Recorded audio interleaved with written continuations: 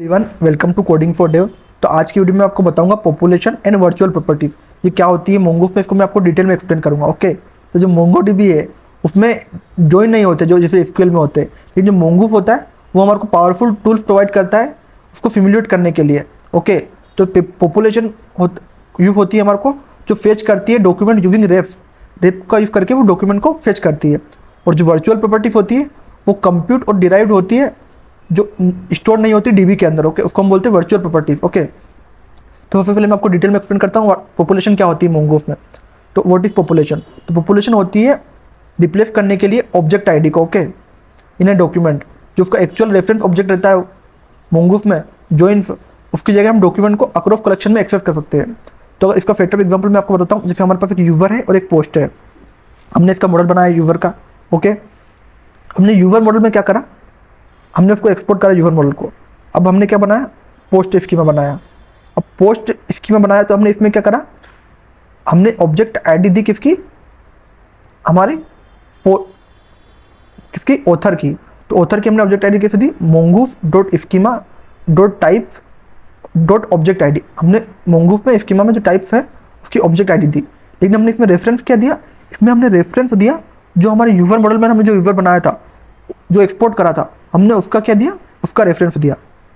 तो इसी को बोलते हैं पॉपुलेशन। ओके, अब आपने क्या जो पोस्ट आपकी क्रिएट हुई है वो कैसे हुई है, इस रेफरेंस से क्रिएट हुई। ओके, तो जैसे अब आपका मॉडल क्रिएट होगा तो वो इंट्रो कंटेंट बनेगा, तो जो ऑथर की जो यूज़र आईडी है वो कहाँ से रहेगी, क्रिएट हुई है विथ यूज़र। ओके, तो अगर आपको इसको पॉपुलेट करोगे ऑथर की पोस्ट में, तो जब आपको अवेट करोगे तो जब पोस्ट का जो मॉडल बनेगा उसमें अगर फाइंड करोगे आप, तो उसको जो पॉपुलेट होगा कहाँ से होगा, ऑथर से होगा। और जब ऑथर का नेम फाइंड करोगे तो आपको रिटर्न करेगा पूरे यूज़र ऑब्जेक्ट को। ओके, तो ये था पूरा कंप्लीट यूज़र और डॉक्यूमेंट के अंदर हमारे पोस्ट डॉट ऑथर पूरा यूज़र है। ओके, तो अगर आपको स्पेसिफिक फील्ड फाइंड करनी है उसके अंदर नेम ईमेल, तब उसको भी पॉपुलेट करा सकते हो।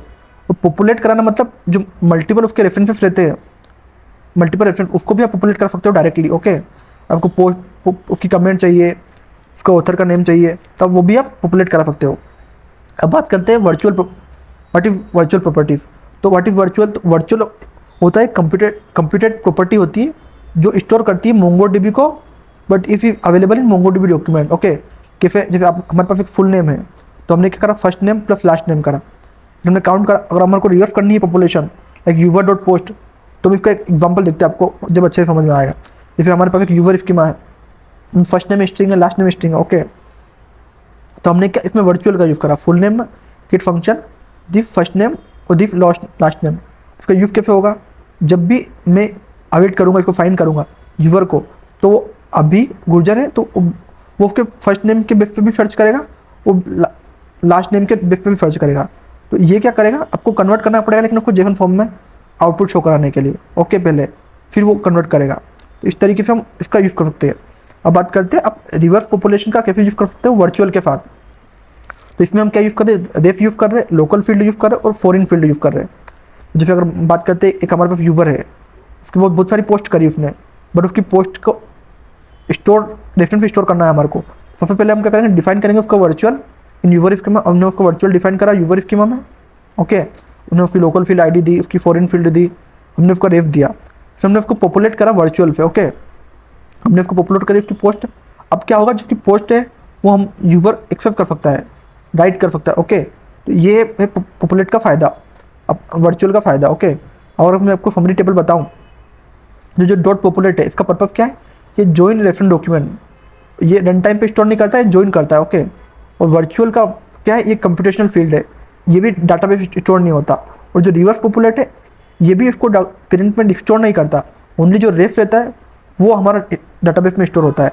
जो बेस्ट प्रैक्टिस रहती है कि हमको पॉपुलेशन और रेफरेंस डाटा दोनों को फेच करना चाहिए टुगेदर, फिर हमें वर्चुअल का यूज़ करना चाहिए डिराइव्ड वैल्यू और रिवर्स रिलेशनशिप के लिए, और हमको डॉट पॉपुलेट को अवॉइड करना चाहिए क्योंकि इसमें परफॉर्मेंस का क्रिटिकल कोड होता है, फिर कोड हमारा फ्लो चलता है। ओके, तो अगर आपको पॉपुलेशन और वर्चुअल प्रॉपर्टी में कुछ भी डाउट है तो आप कमेंट कर सकते हो, और इसी तरह के और वीडियो देखने के लिए कोडिंग फॉर डेव को सब्सक्राइब करो।